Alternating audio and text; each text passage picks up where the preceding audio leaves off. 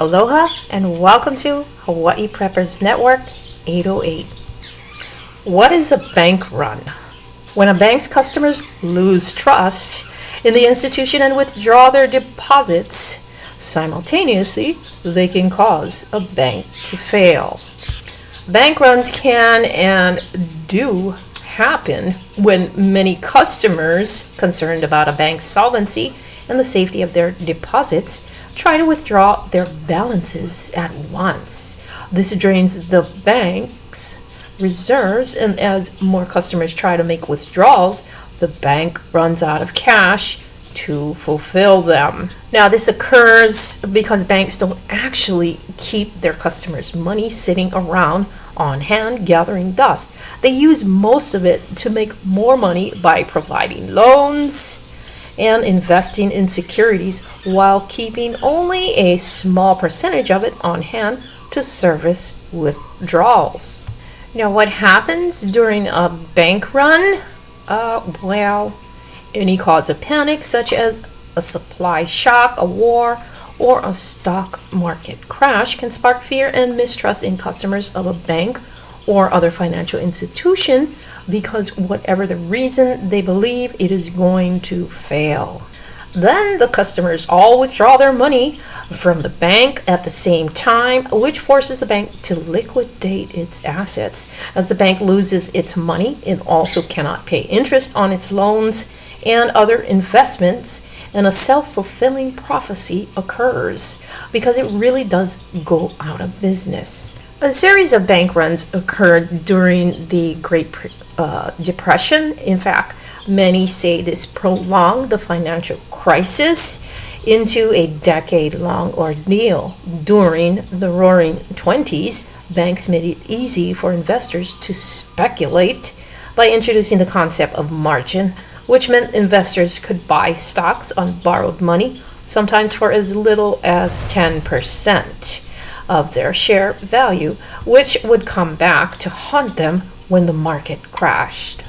In addition, banks kept few reserves on hand, some kept none at all, and nearly all were limited in their abilities to access their reserves during times of emergencies because up until that point, there had been little regulation over the banking industry.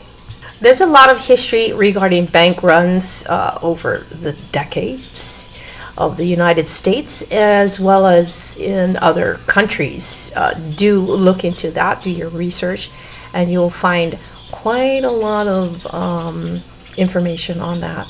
Now, how were the bank runs of the Great Depression, resolved? Well, in an attempt to restore faith in banking institutions and thus prevent further bank runs, in March of 1933, President Franklin Delano Roosevelt declared a 4-day banking holiday. He closed banks for federal inspection to ensure they could remain solvent. He also removed the United States from the gold standard and outlawed individual ownership of gold. Incredibly, when banks reopened on Monday, March 13, 1933, throngs of customers reappeared at their banks' front doors, willing to do business again.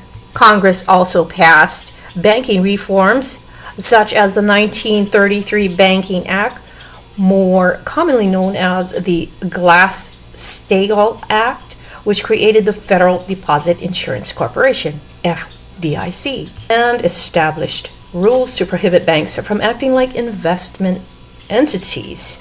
The FDIC also protects individual depositors. In fact, since 1934, the FDIC says there hasn't been a single cent of FDIC insured deposits lost due to bank failures.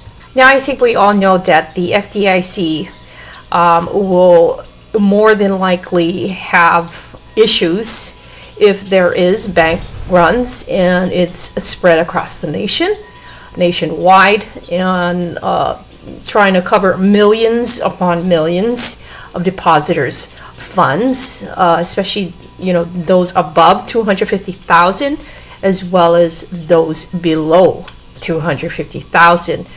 So that's something to really think about. Take a hard look and think about as well regarding your finances and your deposits that are sitting in these banks. I like to call them sitting ducks.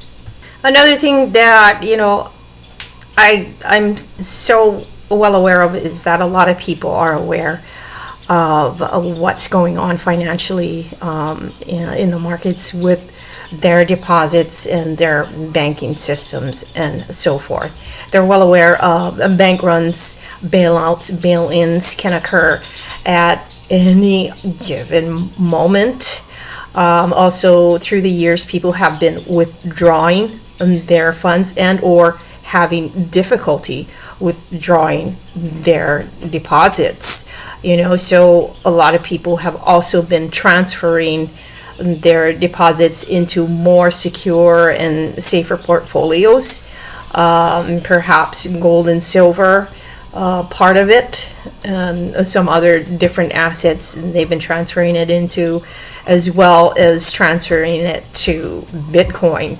And so, everyone, I'm noticing more and more people are pretty much waking up and becoming more aware of what's going on, especially when it has everything to do with your money. And you deposit it in the banks, and you can deposit an X amount of dollars one day, and then you go back the next day to take out an X amount, and then they're asking you questions, and it's like, hey, it's my money, why are you asking me this? You shouldn't be grilling me on this and that. But there's a lot of things going on with that, and they're trying to stop terrorism and all those things. But still, it makes everyone look like they're all criminals when it comes to their own money, right? And so what do? Some people, like I said, and they transfer it into other assets, portfolios, gold and silver, physical, as well as stocks and all of that. Or they transfer, a certain percentage into Bitcoin as well, because there's this fear factor going on, which is totally understandable when it comes to your money, and that they're actually using, and they're not paying you pretty much nothing on the percentage. Maybe if you have a savings account and there's interest, whoop-de-doo, that percentage can't even buy you toilet paper, really.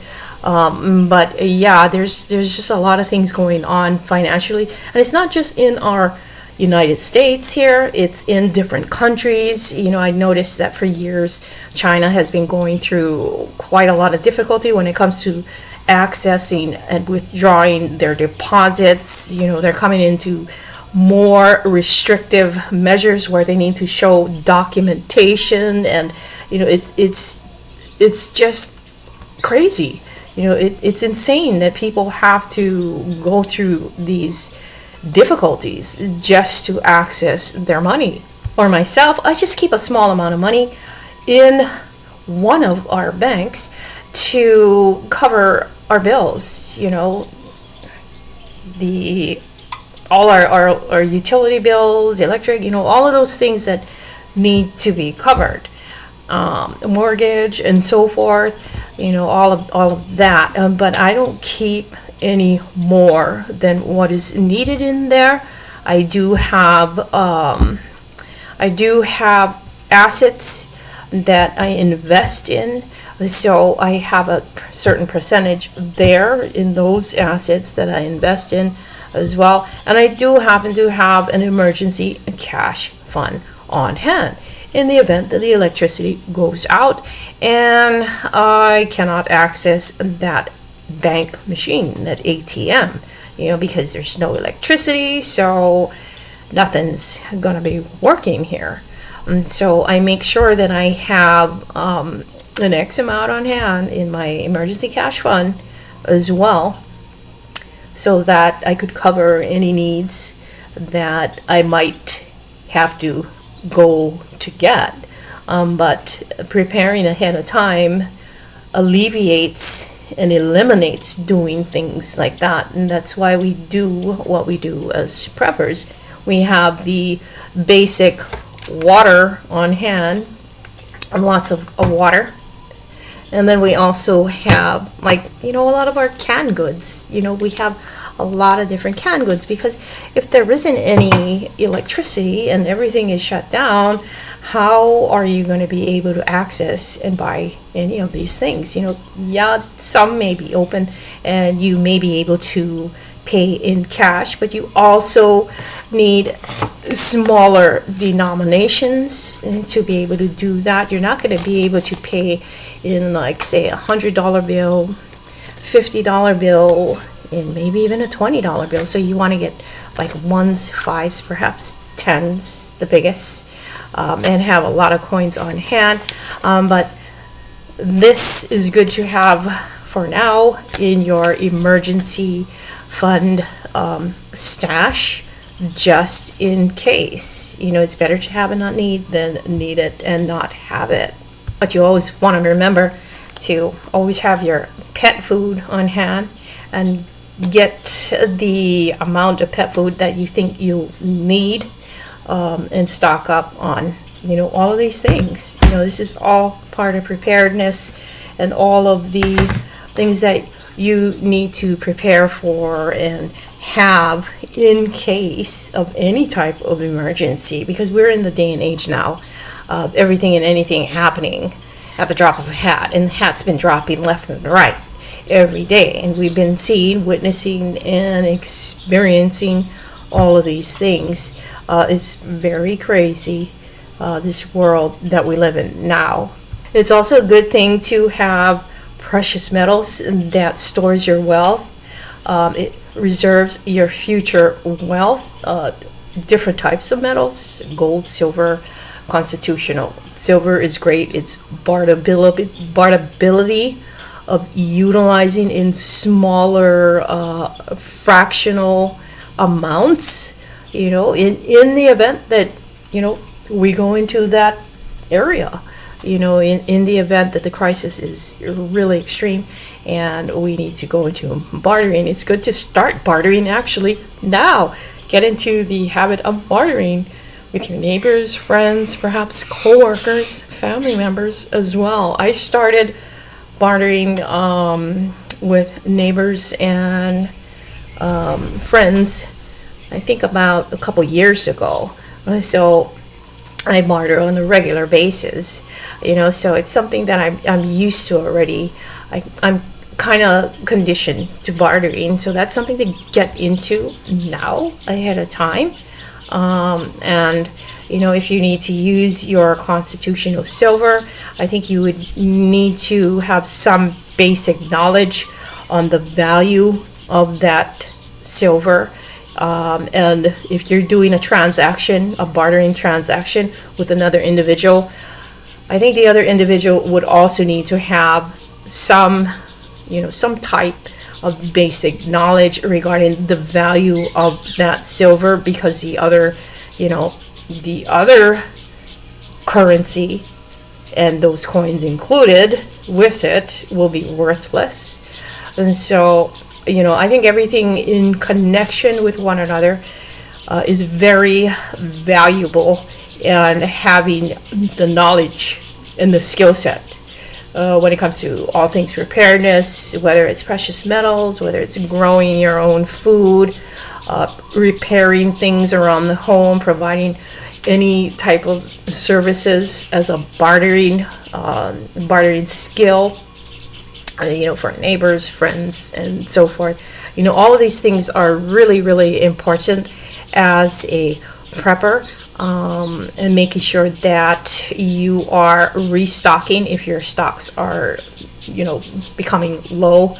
So, a lot of these things are super important, and now we're seeing so many things going on, and it's so easy to get caught off guard and just swept away by this type of it's like a different type of chaos. There's the financial chaos, you have the economic chaos, and it's not just happening in our neck of the woods or in our states or in our country, but this is happening globally. So anything globally affects everyone. It affects shipping, it affects the supply chain demand regarding commodities, regarding foods, and all of these things. So, I feel, in my own humble opinion, is that it's really important to keep yourself updated on everything that's going on, to better gauge your preps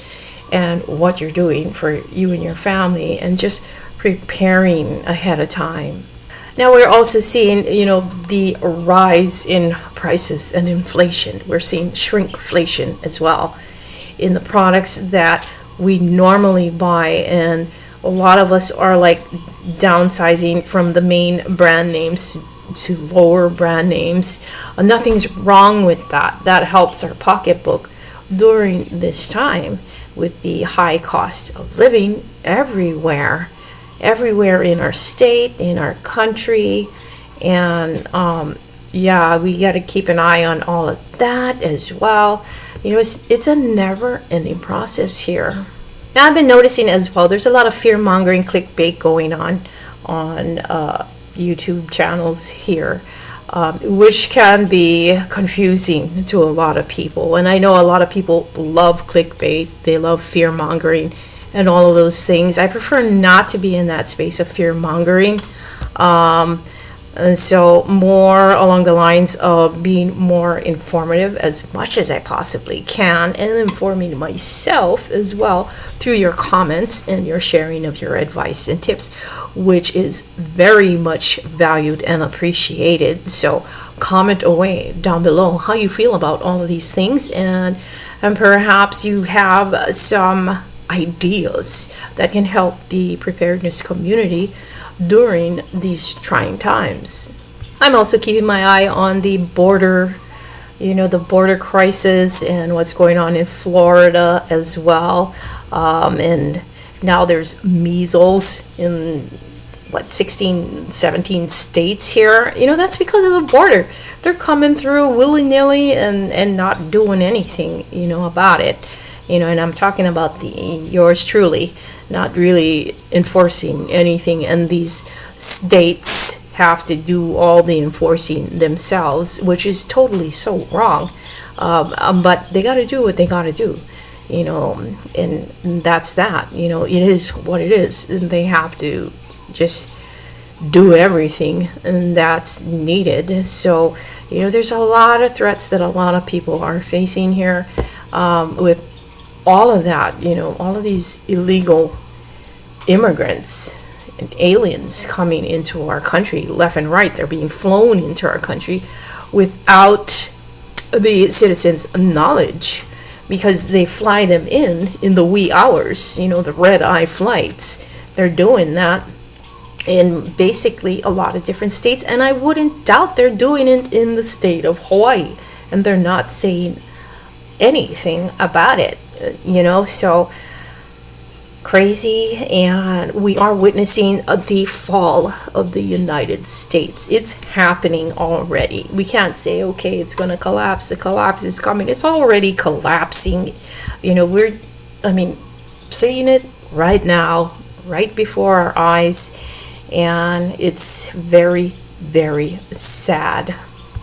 Knowing that, I was thinking a lot of things now are definitely going to be irreversible, whether it's economic, whether financial, and all of these things.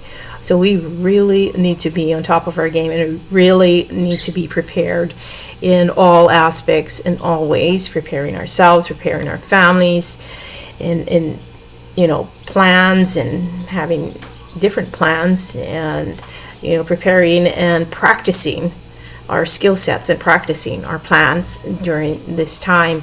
We're just going to have to go into it like we're on steroids right now, is what I'm really thinking.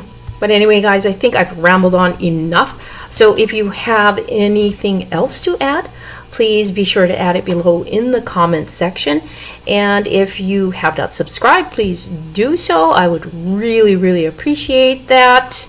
To help my channel grow a little bit more. I know my channel isn't fear mongering, so it's probably taking a while to grow because of that, and that's okay. I'm not in the space of fear mongering, mongering, I'm more in the space of learning and dropping seeds of wisdom and planting seeds and gathering information, sound, reputable information to help others during this time. So if you have not subscribed, please do so. And to all my subscribers that have subscribed, I appreciate you all. I love you all. And I thank you from the bottom of my heart. Have a great day. Aloha.